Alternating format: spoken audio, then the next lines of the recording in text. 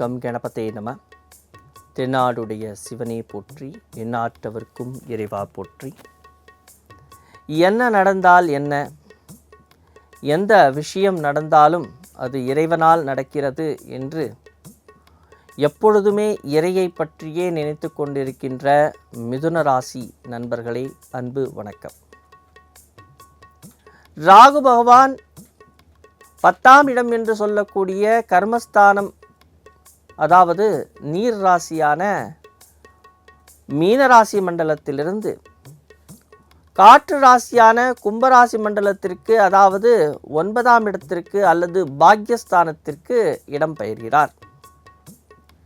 கேது பகவான் 4ஆம் இடம் என்று சொல்லக்கூடிய கன்னிராசி மண்டலத்திலிருந்து அக்னி ராசி மண்டலமான 3ஆம் இடத்திற்குள் பிரவேசிக்கிறார். இந்த ராகு கேது பயிற்சியினால் அடையப்போகின்ற சுகங்கள், இந்த ராகு கேது பயிற்சியில் நீங்கள் செய்ய வேண்டிய சில விஷயங்களை பற்றித்தான் நாம் இப்பொழுது பேசப்போகிறோம்.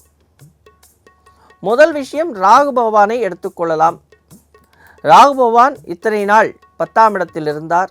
அதாவது 11ஆம் இடம் என்று சொல்லக்கூடிய மேஷராசி மண்டலத்தில் இருந்து மீனராசி மண்டலம் முடிகின்ற தருவாய் வரையில் உங்களுக்கு சகலவிதமான சந்தோஷத்தையும், நல்ல விதத்தில் உங்களுடைய வாழ்க்கையை முன்னேற்றுவதற்கும், எந்த ஒரு காரியத்தை செய்தாலும் அதில் வெற்றியை கொடுப்பதற்கும் அல்லது வெற்றி அடைந்ததற்கும் காரணமாக இருந்தார்கள். இந்த ராகு பகவான் 9ஆம் இடத்தில் இருப்பது அப்படின்னு நம்ம சொன்னாலே, அப்போது நாம் எங்கே ஜாக்கிரதையாக இருக்கணும்னா, நம்மளுடைய 7ஆம் இடம், அதாவது களத்திரஸ்தானம். இந்த களத்திரஸ்தானத்தில் நமக்கு பிரச்சனைகள் எழலாம். அல்லது இந்த களத்திரஸ்தானம் அல்லது 7ஆம் இடம் நம்மளுடைய எதிராளிகள், அவர்கள் என்ன நினைக்கிறார்கள், என்ன செய்ய போகிறார்கள், என்ன சொல்வார்கள் என்று உங்களுக்கு தெரியாது.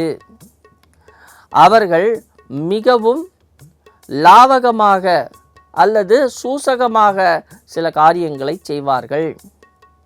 அவ்வாறு அவர்கள் செய்யும் பொழுது உங்களுக்கு மனதளவில் அல்லது உடலளவில் அல்லது பொருளாதாரத்தில் பின்னடைவுகள் சந்திக்கலாம்.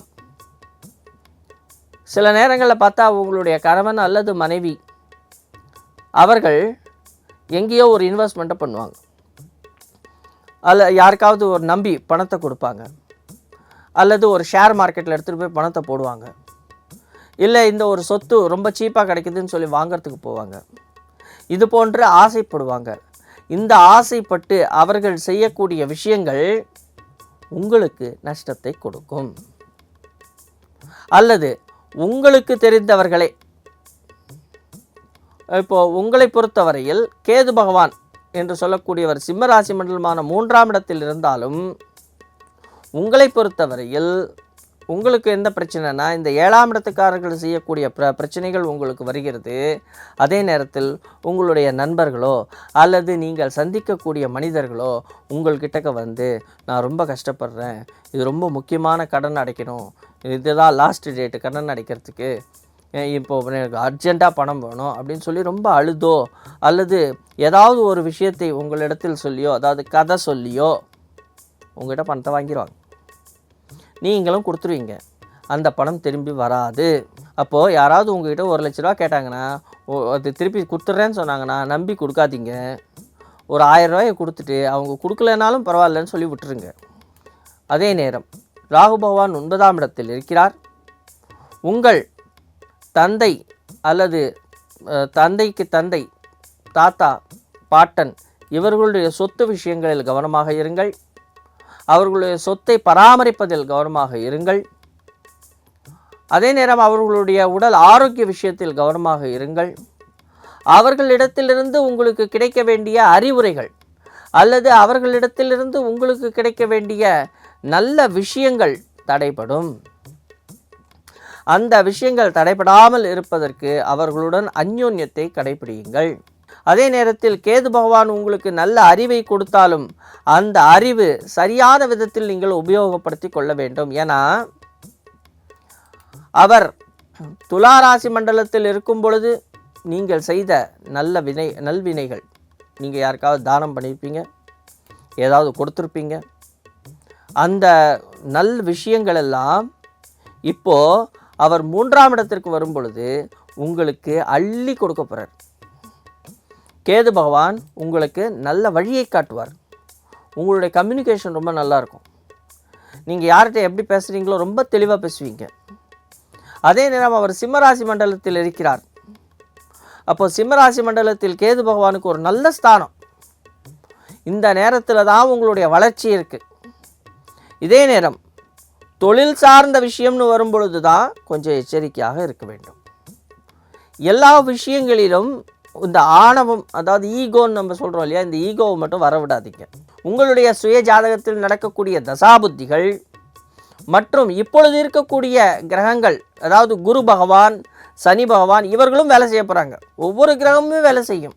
கோச்சார பலன்கள்னு சொல்லும் பொழுது ஒவ்வொரு கிரகமும் வேலை செய்யும். அதை தான் நாம் ராசி பலன் நிகழ்ச்சியில் நாம் பார்த்துட்ருக்கோம்.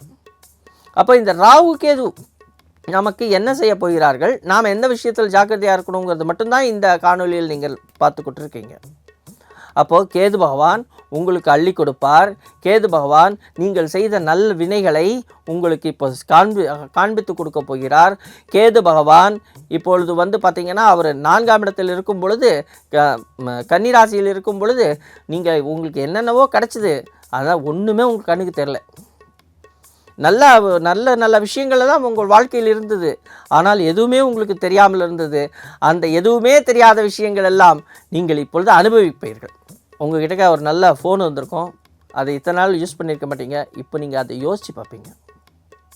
ஆஹா, என்கிட்ட இந்த மாதிரியான ஒரு ஃபோன் இருக்குது, என்கிட்ட இந்த மாதிரியான கார் இருக்குது, எனக்கு இந்த மாதிரியான வீடு இருக்குது, என்னுடைய தொழில் நல்லா தான் இருக்குது என்ற விஷயங்கள் எல்லாத்தையும் இப்போ நீங்கள் உங்களுக்கு கேது பகவான் நினைவு கூறுவார். இப்போது மிதுன ராசிக்காரர்கள்னு சொல்லும் பொழுது சந்திரன் அங்கே இருக்கிறார். இப்போ அந்த சந்திரனை கேது பகவான் பார்க்கிறார்.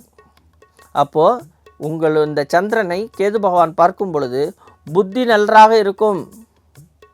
அதே நேரம் புத்தியில் தடுமாற்றங்கள் வரும். இந்த தடுமாற்றங்கள் யாரால் வருகிறது? 9ஆம் இடத்தில் இருக்கக்கூடிய ராகு பகவானால் வருகிறது. அந்த ராகு பகவான் எவ்வாறு வேலை செய்ய போகிறார்? 7ஆம் இடம் என்று சொல்லக்கூடிய உங்களுடைய எதிராளிகள் மூலமாக வேலை செய்ய போகிறார். அப்பொழுது நீங்கள் எல்லாத்தையும் கிரகிச்சிக்கிறீங்க. எதிராளிகளை டேக்கிள் பண்ணுறதுக்கான விஷயத்தை நீங்கள் தெரிந்து கொண்டால் இந்த ராகு கேது பயிற்சியில் உங்களுக்கு நல்ல வளர்ச்சி உண்டு. உங்கள் சுய ஜாதகத்தில் ராகு பகவானாலோ கேது பகவானாலோ உங்களுக்கு பிரச்சனை இருக்கும் பட்சத்தில் இப்போ நம்மளுக்கு அனுபவிக்க வேண்டிய விஷயங்கள் தடைபடும் இல்லையா? அப்போ அந்த அனுபவிக்க வேண்டிய விஷயத்தை தடைபட்டு இருக்கிற பொழுது அதை நாம் எப்படி அனுபவிக்கிறது? அப்போ அதற்கு சரியான விதத்தில் ஒன்று மந்திரம், யந்திரம், தந்திரம் அல்லது ஹோமங்கள், கோவில்களுக்கு செல்லுதல், உங்களுடைய புண்ணிய காரியங்களை செய்தல், இது போன்ற விஷயத்தில் அவர்களிடத்திலிருந்து நமக்கு கிடைக்க வேண்டிய நல் விஷயங்களை நாம் பெற முடியும். அப்போ ராகு கேதுவுக்கு பரிகாரங்கள்னு இருக்குது, சில பரிகார ஸ்தலங்கள் இருக்குது, சில ஹோமங்கள் இருக்குது, சில மந்திரங்கள் இருக்குது.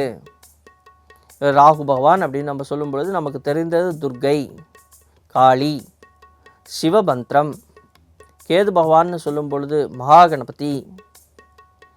அதே நேரத்தில் நாம் செய்யக்கூடிய தானங்கள், தர்மங்கள், இது நம்மை மாத்திரம் காப்பாற்ற போகிறது இல்லை, நம்மளுடைய குடும்பத்தில் இருக்கிறவங்களையும் காப்பாற்றும்.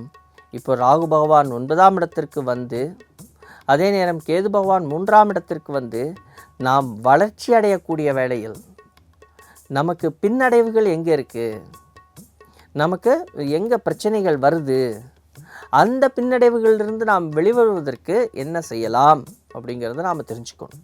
அதை நீங்கள் தெரிந்து கொள்வதற்கு நல்ல ஜோதிடரை நீங்கள் அணுக வேண்டும்.